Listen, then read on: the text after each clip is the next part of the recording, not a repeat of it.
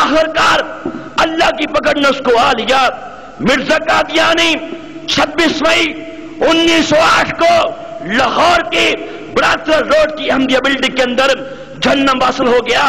سامعین محترم، مرزا قادیانی کو آج مرے ہوئے 100 سال کا عرصہ بیت گیا۔ اس 100 سال کے عرصے میں اس کے خلاف بڑا کام کیا گیا۔ تمام امت نے مل کے، چاہے علماء اہل حدیث ہوں، چاہے علماء بریلی ہوں، چاہے علماء دیوبند ہوں، سب نے مل کے ان کے خلاف کام کیا، ان کے خلاف کتابیں لکھی۔ علماء کرام نے، مقررین نے، ادیبوں نے ان کے خلاف کام کیا۔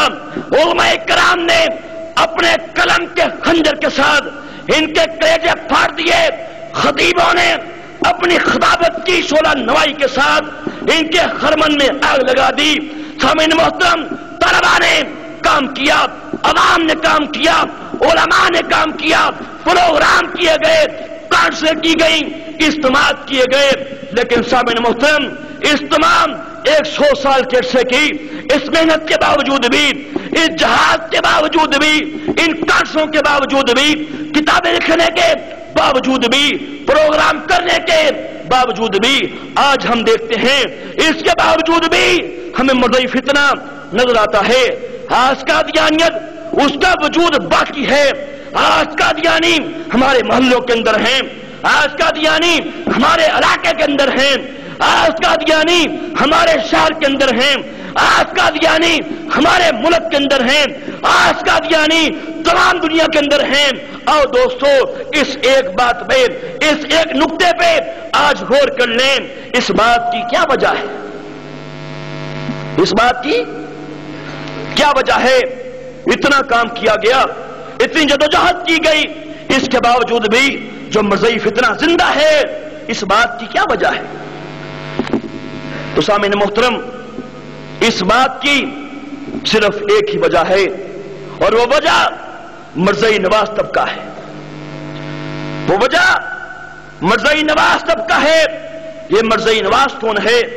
مرزئی نواز یاد رکھیے، وہ ہے جو ان کے ساتھ محبت رکھتا ہے، یہ مرزئی نواز ہے۔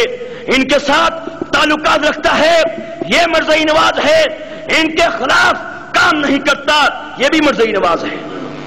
آپ کہیں گے یہ بڑی عجیب بات کہہ دی، جو ان کے خلاف کام نہیں کرتا یہ بھی مرزئی نواز ہے، یہ کیسے مرزئی نواز ہے؟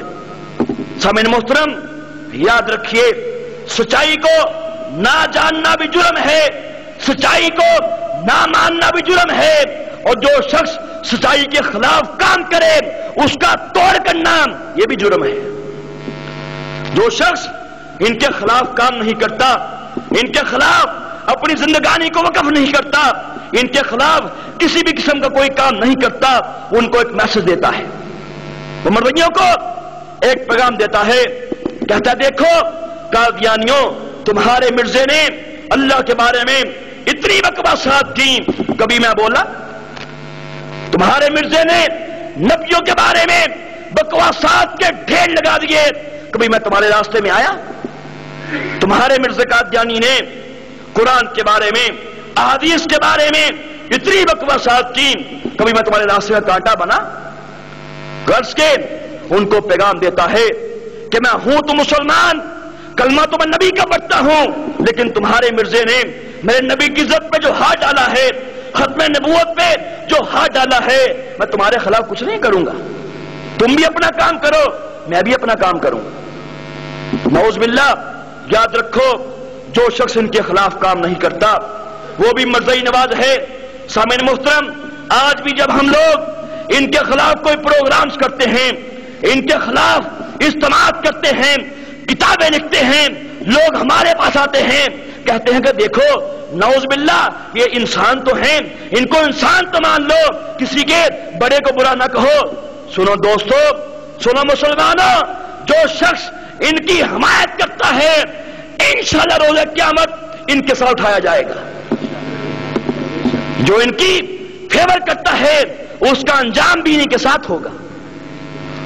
مرزئی نواز، ان کے ساتھ پیار محبت کی، پینگے چڑھانے والے، ان کی شادیوں میں جانے والے، ان سے دوستی تعلق ناتا رکھنے والے، سن مرزا قادیانی نے وہ تیرے اللہ کے بارے میں، تیرے رب کے بارے میں، وہ ابھی تو پیدا نہیں ہوا تھا، تیرے اللہ نے تیری ماں کی چھاتیوں کے اندر دودھ کی دھاروں کا انتظام کر دیا، اور تجھے دیکھنے کو دو آنکھیں دی، تجھے سننے کو کان دیے، اور تجھے بولنے کو زبان عطا کی، تجھے وجود دیا۔ دیکھ مرزا مردود نے، دیکھ مرزا قادیانی نے، یہ اس کی کتاب ہے براہین احمدیہ حصہ پنجم، اس کتاب کے اندر مرزا مردود نے اور تیرے نبی تیرے اللہ کے بارے میں کتنی بڑی بکواس کی ہے۔ مرزا قادیانی اس کتاب کے صفحہ 150 کے اندر یہ بکواس کرتا ہے، وہ کہتا ہے اس زمانہ میں خدا سنتا تو ہے مگر بولتا نہیں، پھر سوال پیدا ہوگا خدا کیوں نہیں بولتا؟ کیا خدا کی زبان کے اوپر کوئی مرض لاحق ہو گیا ہے؟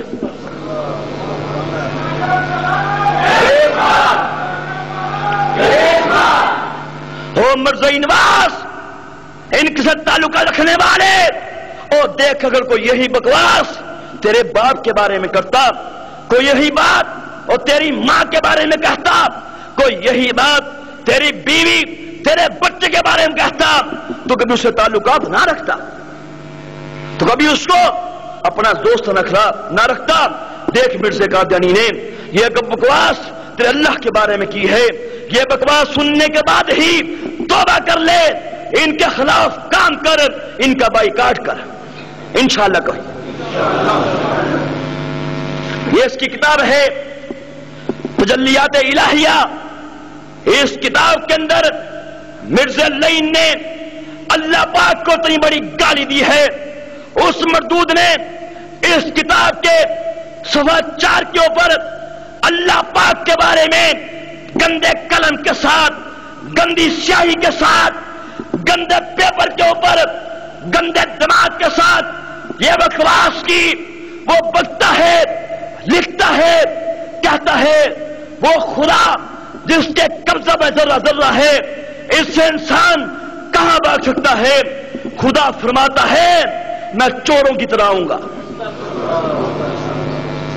اللہ پاک کو اس لعین نے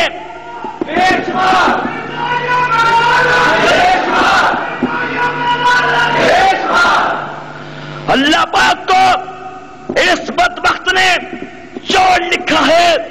اور مرزائی کا حمایتی کان کھول کے سن لے، آج کے بعد تو یہ بکواس پڑھنے کے بعد بھی اگر ان سے تعلقات رکھے گا، اگر ان کی شادیوں میں جائے گا، اگر ان کی حمایت کرے گا، اللہ تجھے برباد کر دے گا، تیرے اعمال کو برباد کر دے گا، تیری نمازوں کو برباد کر دے گا، اور تو بھی روز قیامت انشاءاللہ اس کے ساتھ اٹھایا جائے گا۔ لوگ کہتے ہیں چلو چھوڑو جی، مرزائی توحید کو مانتے ہیں، نعوذ باللہ، مرزائی توحید کو مانتے ہیں۔ سنیے اس کتاب کے اندر مرزا قادیانی نے، یہ تذکرہ کتاب ہے مرزا مردود کی، شیطانی وحیاں، شیطانی الہامات اس میں اکٹھے کر دیے گئے ہیں۔ کتاب کا نام ہے تذکرہ، یعنی وحی مقدس، نعوذ باللہ، یہ ان کا قرآن ہے۔ اس کے اندر مرزا مردود نے یہ بکواس کی، اس نے کہا میں نے خواب میں دیکھا کہ میں خود خدا ہوں، میں نے یقین کر لیا کہ میں خدا ہی ہوں۔ نقل کفر نباشت اس کتاب کا صفحہ 152 ہے، اس کے اندر یہ بکواس کہتا ہے کہ میں خود خدا ہوں۔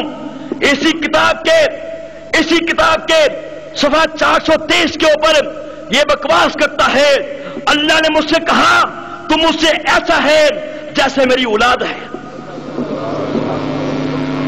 اللہ پاک کی توحید کے بارے میں اتنی بڑی بکواس، اتنی بڑی کمینگی اسی کتاب کے صفحہ 641 کے اوپر مرزا قادیانی بکواس کرتا ہے۔ وہ کہتا ہے کہ قرآن خدا کی کتاب اور میرے منہ کی باتیں ہیں۔ مسلمان ریشمار